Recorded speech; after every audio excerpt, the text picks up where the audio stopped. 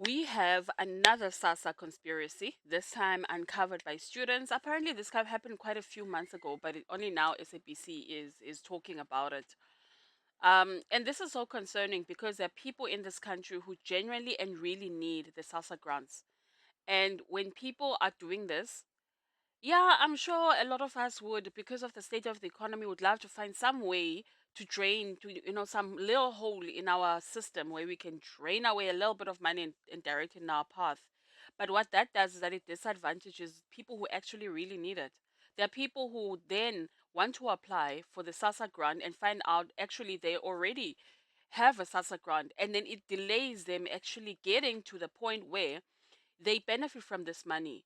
You know, there's a granny somewhere who just came into the pension age where they can actually claim the grant and they really, really need it, you know, and they can't. They're sick, they need to buy medicine, they can't, they're being delayed because somebody use their ID to access the SASSA grant without their knowledge.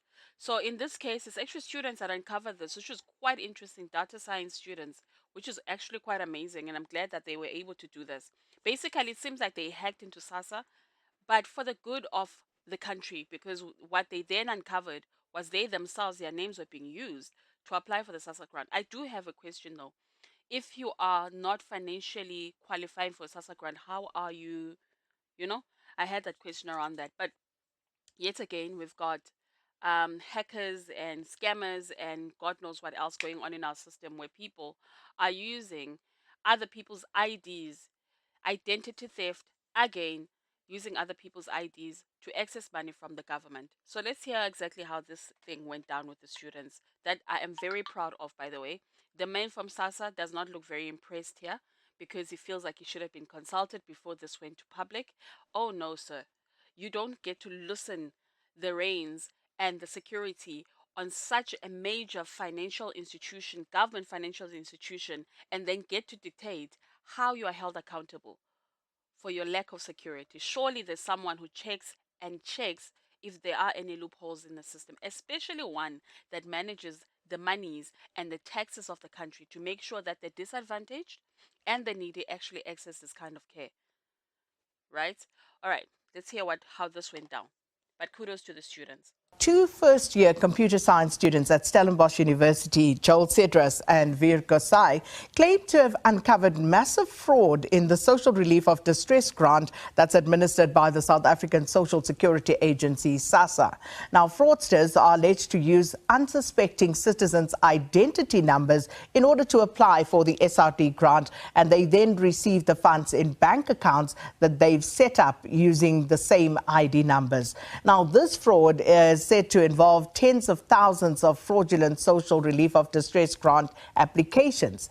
The SRD grant is supposed to relieve, the unemployment burden from this tough economic climate that we're currently in. But to talk to us more about the matter, we joined virtually now by Veer Gosai, who's a first-year geoinformatics student majoring in computer science from the University of Stellenbosch, and Executive Manager Grants Administration at SASSA, Brenton van Vrede, also with us. Gentlemen, thanks for speaking to us this morning. Welcome to Morning Live for both of you. I'm going to start with you, Veer. How did you uncover this alleged fraud in the Social Relief of Distress grant?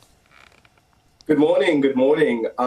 Initially, this all started when me and Joel, we personally checked if our SASSA grants were being stolen, and we were shocked to find out that there were bank accounts on our name opened without our knowledge, and SASSA applications created, and people were actually receiving payments on our behalf. So this was purely by chance, but then you obviously decided to investigate further. Why and what did you discover? So we are both computer science students. So obviously we had the necessary skills to, dig deeper. And we entered, the SASSA website and discovered that the API or program that powers the website was slightly unsecure, and it allowed us to check if anyone had a SASSA grant application active on the ID number. So it was quite interesting, the findings and the conclusions that you came to, Veer, because you and Joel then actually broadened that search by speaking to some of your fellow students. So talk to us about what you did subsequently. So we managed to do a small survey of about 60 people on campus, and we found out that 56 people on the university campus had fraudulent SASSA applications. As a matter of fact, a lot of them didn't even know what SASSA is. And from that, we thought, this is definitely a larger issue, and we ended up testing all the possible ID numbers for people born in 2005 February. And we found an incredible high rate of SASSA applications at over 91%. Which is, of course, staggering. But let me bring you in here, Brenton van Vrede. Are you able to confirm, as SASSA, the findings by the two University of Stellenbosch students regarding what is going on with the SRD grants? Thanks, Sakina, and good morning to your listeners. I think maybe just to give a little bit of context, and I think maybe the unfortunate part in this is that that Via Joe did not necessarily reach out to SASSA to discuss this with us prior to going public. This is not this story has been in the media since January last year. So, for example, if you take the Ground Up article that was released on Monday, Ground Up themselves published this in January last year. We've put significant control measures in place since then. If you look at just the article themselves,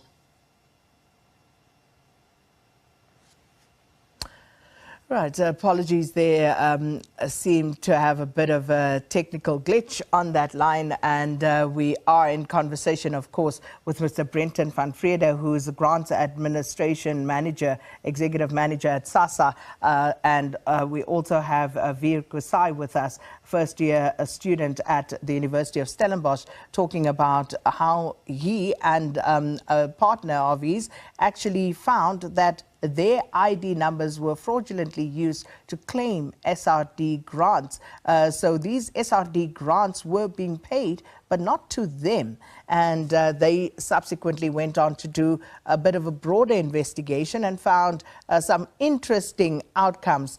So we seem to have lost Mr. van Vrede there. But Veer Kusai, let me come back to you just to talk to us a little bit more, and maybe also just touch on what Mr. van Vrede had said. He says that it's a pity you didn't reach out to them. But of course, this goes back to you and your findings, and whether you, of course, stand by what it is that you believe you've uncovered.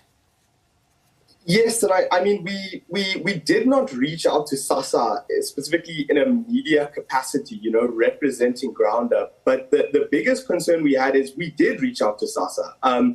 We reached out as normal customers. We phoned the telephone lines. Most of them do not work already, which was shocking to find out. And the national hotline didn't seem to help us. We were told specific things, 2 weeks ago, that our issue would be dealt with and that it would be resolved within a turnaround time of a few days. But my friend Joel Cedris, and my partner in this, is still currently waiting for a response from SASSA. His SASSA grant that he called about 2 weeks ago has not been resolved. His ID number is still being fraudulently used on a fraudulent phone number. All right. I believe we have Mr. Brenton van Vrede from SASSA back with us. Apologies there to you and to our listeners. Not sure what happened there, but all the same, Mr. van Vrede, you were still speaking, and you had mentioned that it's a pity that Mr. Cedras and Mr. Kusai didn't reach out to SASSA. And whilst you were away, Mr. Kusai actually explained that they did reach out to SASSA via the available avenues, but unfortunately had no response. And Mr. Joel Cedras, his account, his ID details are still being used in terms of this SRD grant. But please continue from where you left off. Thanks, Sakina. So, I mean, I suppose we could take that up with the students. We've also been trying to reach out to them in the course of this week. So hopefully we'll be able to have a sit down sometime with them to figure out, what it is that they've done, um, and and so on. But again, you've reached out to us, Sakina. We've responded to you. Ground Up has reached out to us. We've responded to them. Heart FM, when they first went live with this interview on Thursday, Friday, we were operating with them as well. So we are reachable. And maybe it's just the channels that the students use that they've not been able to reach us. But as I mentioned, this is something we are very aware of. Identity theft is quite a real challenge that we have to face. And there are significant control measures in place as well to try and prevent this. We do have about 2 million applications. So yes, this is a real challenge. What they picked up is, that people are committing identity theft and they are making false applications with people's IDs. There are police investigations as well currently running on this. There's court proceedings happening in Polokwane. One of my colleagues is in court today with one of the suspects that have been arrested. And so this is something that is happening, but we do believe our control measures that we've put in place are quite stringent. We don't support the sort of suggestions that the students on Ground Up is making that we should reboot the system. We do have quite sophisticated algorithms that run in the background that tries to pick up cases where fraud is being committed. We then suspend those applications. But obviously, we can't say for sure that that is fraud until the actual victim of identity theft comes forward and confirms that that was not their application. We've also had discussions together with the National Treasury with some of the banks that we've picked up where false fraudulent accounts are being opened. Many of them are addressing that, strengthening their FICA process. That is also something that's very worrying to us, that people can, that there's some slack in the FICA processes that some banks apply, not all the banks, but there are some banks that use very weak FICA process that allows students like Joel and quite a few, as mentioned, we've got over 2 million applications that's currently blocked. Where we suspect that identity fraud has happened. Okay. Two things from what you've just said, Mr. Van Vrede. Firstly, you mentioned earlier that, Ground Up has been reporting about this since last year. So according to SASSA, what is the scale of the fraud being perpetrated as it pertains to identity theft and the SRD grant? Were you able to establish that? Yes, so as I mentioned, we've got about 2 million applications, which we suspect, and we can't definitively say it's fraud, because a lot of clients have also come forward and unblock their accounts. So we've got about 2 million applications that we've suspended because we suspect that those could have been fraudulently made. And when a client does that, so as for example, Joel says his ID is one of those IDs, you then have to call our call center. What they will then do is send you a link where you will then have to do a facial biometric to confirm your identity. If you confirm your identity, we then unlock the application and process it further for depending whether you qualify or not. The other thing that you mentioned, Mr. Van Vrede, is that people must come forward if they suspect, that their identity numbers are being fraudulently used. But how would people know? Someone could be using my ID number. How would I know that this is happening? So if you would come forward if you needed a grant. If you don't need a grant, your number will just remain blocked on our system, and that application will eventually be cancelled. So we've got a process, or basically by law, we are allowed to cancel applications after a period of 6 months once we've put out the necessary communication to you. So when we suspect you've committed fraud, we would then send you a message saying, please, and because we don't know, so we suspect you've committed fraud, we would send you a message saying you need to go through this process to unblock your account because you potentially, well, we won't necessarily tell you you committed fraud, but we'll just tell you need to do this to finalize your application. If you're a genuine person, you come forward and you would unlock your account and that process would complete itself. And if not, over a process of time, we then delete your application. However, we do also acknowledge challenges that we currently have, noting the client base that we serve. And if you look, as I mentioned, if you look at most of the complaints of the course of the last year, is that the systems are too stringent. But again, you've got to balance the risk of fraud versus accessibility to our clients, which I think was something I commend the students for as well. They acknowledged in their first interview that one also has to make the system accessible. So we haven't quite implemented the cancelling of applications yet because the biometric identification that clients have to do requires you to get a smart ID. So people would first have to go to Home Affairs, get a smart ID if they're still using a green book.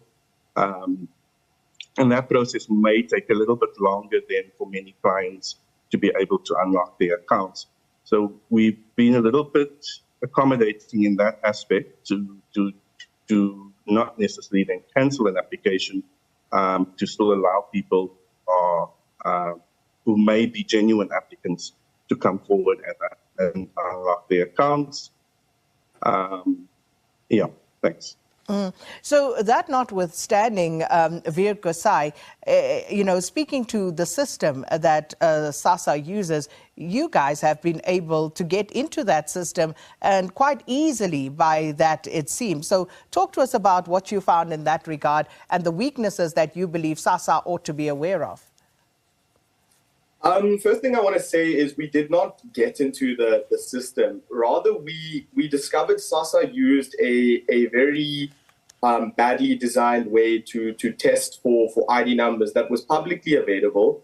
And when testing the system, I want to just give you a little bit of the data. We tested all 300,000 possible IDs for February 2005 born individuals.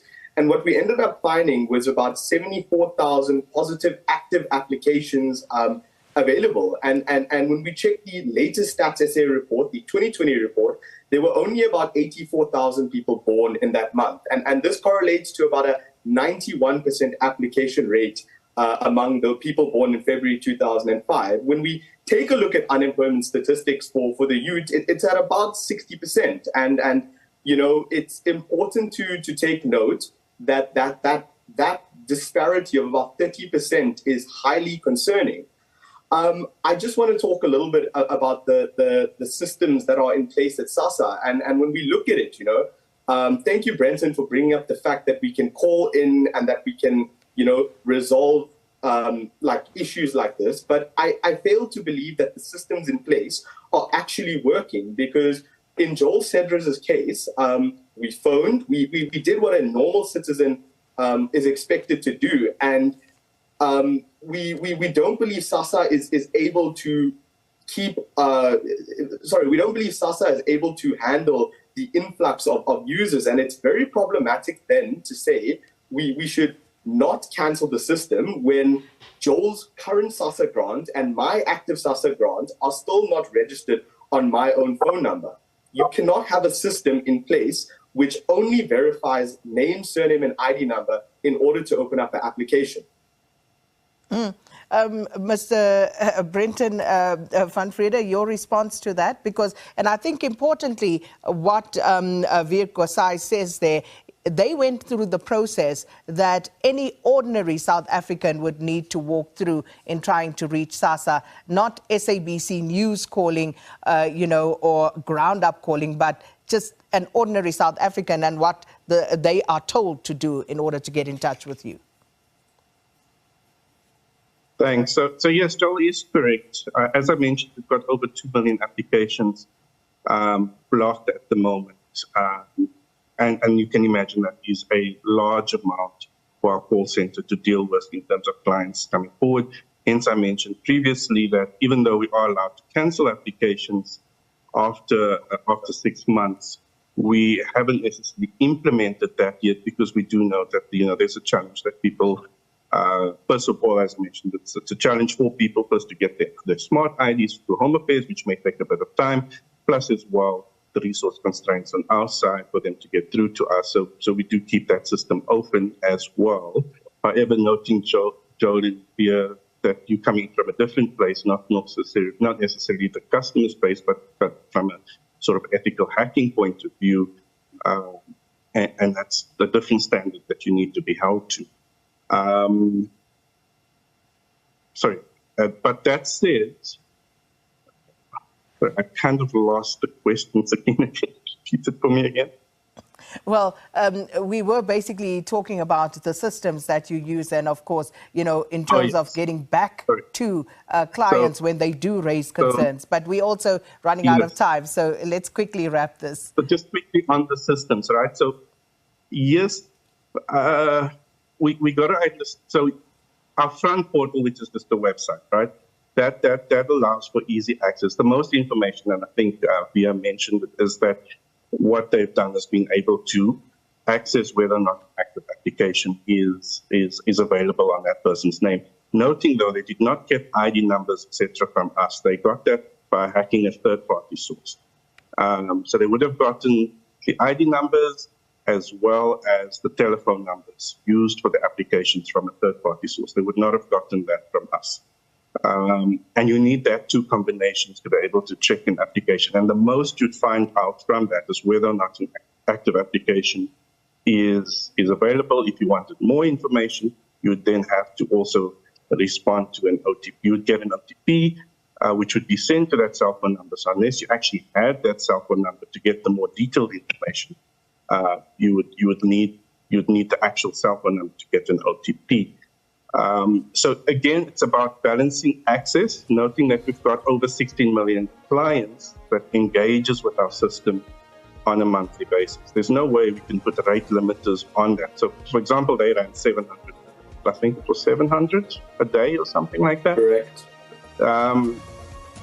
If we blocked it at 700, imagine we've got 16 million people interacting with our website. That means a lot of people would not have access to our website. And this is the active grant. People are logging on every month to check their status, to verify things. So we can't put rate limiters and stuff like that, which you're suggesting, onto our website. It would just block access for millions of people and make their life a lot more difficult. But I can guarantee you that our back-end systems are extremely secure.